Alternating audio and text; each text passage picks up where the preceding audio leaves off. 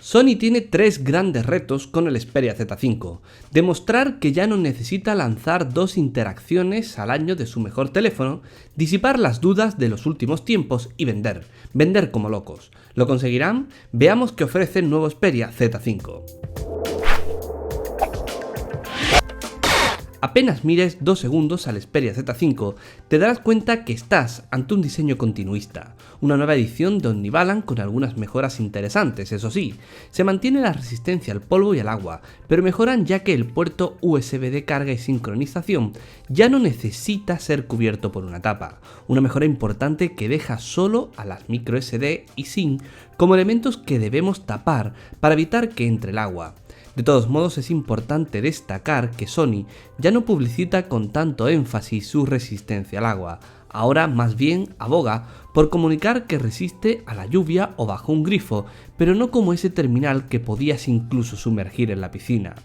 Por lo demás, con un diseño que gustará más o menos según las preferencias de cada uno. Lo bueno es que el botón dedicado para la cámara se sigue manteniendo y nos parece todo un acierto, sobre todo porque es un dispositivo muy orientado a la fotografía y la grabación de vídeo 4K. Otro cambio importante es el botón de encendido, que ahora integra un lector de huellas. Este está colocado en un lateral, pues desde Sony consideran que es el punto en el que el usuario empieza con el dispositivo. A nosotros nos ha parecido acertado y es cierto que la experiencia es bastante buena, rápida y precisa. Y si hay que destacar algo del diseño, es el material de la trasera. La gran novedad, un cristal esmerilado que lo hace más agradable al tacto, menos agresivo y da una apariencia muy top al terminal, incluso a pesar de las esquinas que son de policarbonato. Claro que esto es con la intención de hacerlo más resistente frente a pequeños golpes o caídas, o eso debería. En cuanto a tamaño y peso, Sony no está en la guerra por tener el terminal más delgado ni ligero. Eso se nota en mano, pero no es molesto, aunque los marcos sí que siguen siendo asignatura pendiente del fabricante. El superior e inferior nos parecen demasiado grandes. Siguiendo con el frontal, ahí encontramos un panel IPS de 5,2 pulgadas con resolución 1080p. La impresionante pantalla UHD se queda solo para el Z5 Premium, pero no es algo que nos preocupe. Con protección Dragon Trail en lugar de Gorilla Glass y las tecnologías clásicas de Sony, la pantalla ofrece una gran calidad y brillo. En este último apartado es donde más brilla, valga la redundancia. Con casi 700 nits, la pantalla resuelve muy bien cada situación en la que la hemos puesto a prueba.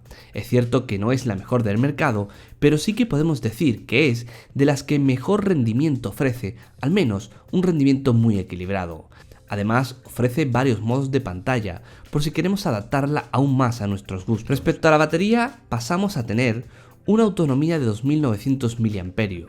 Es menos que en generaciones anteriores y eso se traduce en ser una apuesta arriesgada, pues en nuestras pruebas hemos conseguido el día de uso con un uso normal, pero en el momento en que hacíamos un uso un poco más intensivo necesitábamos recurrir a una carga antes de llegar a la noche o bien tirar del modo estamina. Por tanto, no podemos decir que tenga la autonomía respetable del Z3 o Z4, pero sí es cierto que se mantiene en la línea del resto de fabricantes de gama alta. Y pasamos ahora a la cámara. Aquí Sony parte con ventaja y no es un secreto. Como fabricante de sensores se han reservado un sensor que no veremos en la competencia hasta dentro de un tiempo.